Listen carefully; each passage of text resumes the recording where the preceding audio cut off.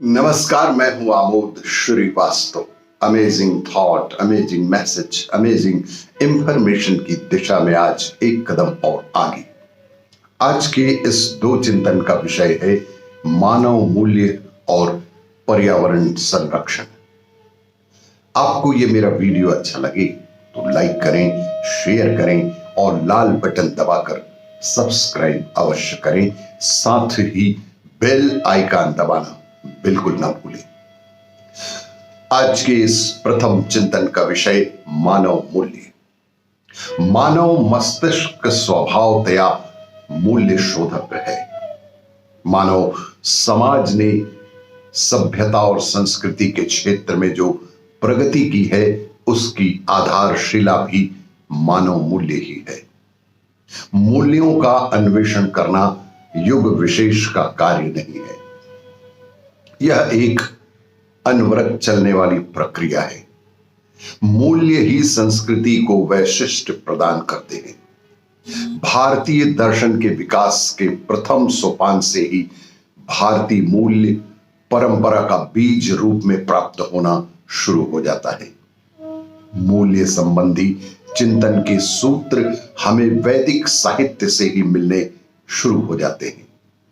ऋग्वेद मूल्यों में ऋतु के विचार का अत्यधिक महत्व है। ऋत हमारे आगे सदाचार के एक मानदंड को प्रस्तुत करता है। संहिता काल में धार्मिक भावना प्रधान थी, परंतु ब्राह्मण काल में कर्मकांड को अधिक महत्व दिया जाने लगा। उपनिषद काल में कर्मकांड की अपेक्षा ज्ञान को अधिक महत्व दिया जाने लगा। जीवन के अभ्यंतर पक्ष को विकसित और विस्तृत करने का आह्वान इन उपनिषदों के अनंत्यम विशेषता रही है। महाकाव्यों के काल की जनता आध्यात्मिक एवं आदि भौतिक समस्याओं के साथ संघर्षरत दिखती है।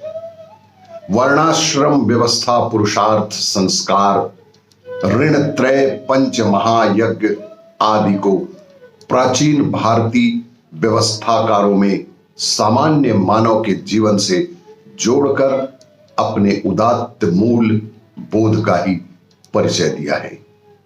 भारतीय चिंतकों के जीवन के प्रत्येक क्षेत्र में मनुष्य के उत्थान के लिए एक अनुकरणीय पाथेय दिया, जो इसके तथा समाज के समग्र विकास के लिए आदर्श था।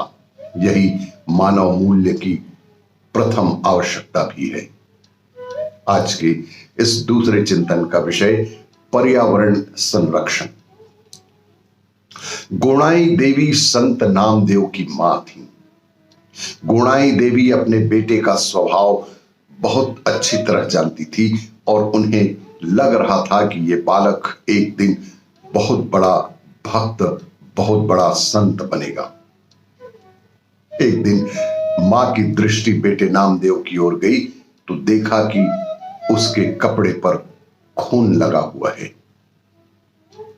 बेहद आश्चर्य से माता ने पूछा कि नामदेव, तेरे कपड़ों पर ये रक्त कहां से आया? इस पर बालक नामदेव बोले, मां, आज मैंने कुल्हाड़ी से अपने पैर की चमड़ी को छीला तो रक्त निकल आया। गोणाई देवी बोली कि इसका कारण क्या है? क्यों इस तरह की हरकत करते हो? कोई अपने पैर को ऐसे कैसे छील सकता है? नामदेव ने कहा कि मां, आपने मुझे एक दिन पलाश के पेड़ की छाल उतारने के लिए कहा था। मैंने ऐसा ही किया भी। आज मेरे मन में आया कि उस दिन मैंने पेड़ की छाल उतारी थी तो उसे बेहद दर्द हुआ होगा, है ना? जिस तरह मैंने पेड़ के तने को छीला था, ठीक उसी तरह मैंने अपने पैर को भी छीला तो मुझे भी बेहद दर्द मालूम हुआ। मां समझ गई कि ये क्या करके आया है और क्या करना चाहता है। तब माता ने उससे कहा कि सचमुच तेरे भीतर साधु संत के लक्षण स्पष्ट दिख रहे हैं। इस कहानी से हमें सीख मिलती है कि जब हम हर प्राणी में, प्रकृति में जीवन देखने लगते हैं तो ऐसे भाव आते हैं। हमें समझना चाहिए कि जितने प्राण हम मनुष्यों में हैं उतने ही पेड़ पौधों में भी हैं। कभी भी अकारण किसी पेड़ को नहीं काटना चाहिए। नामदेव ने हम पूरी दुनिया को यही संदेश दिया है। आपको ये मेरा वीडियो अच्छा लगे तो लाइक करें, शेयर करें और सब्सक्राइब अवश्य करें। धन्यवाद।